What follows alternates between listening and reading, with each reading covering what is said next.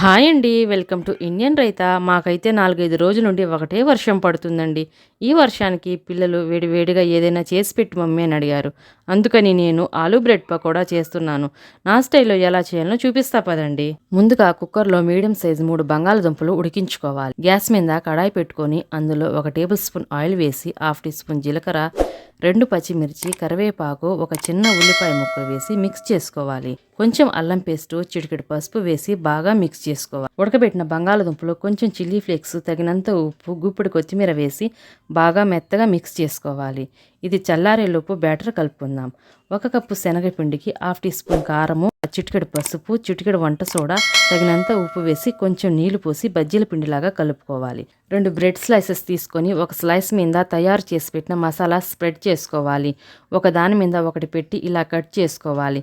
ఇలా అన్నీ రెడీ చేసి పెట్టుకొని తర్వాత ఆయిల్ వేసి, ఆయిల్ వేడెక్కాక బ్రెడ్ స్లైసెస్ బ్యాటర్లో డిప్ చేసుకొని వేడెక్కిన ఆయిల్లో వేసుకోవాలి. గోల్డెన్ బ్రౌన్ వచ్చే వరకు 2 పక్కల బాగా ఫ్రై చేసుకోవాలి.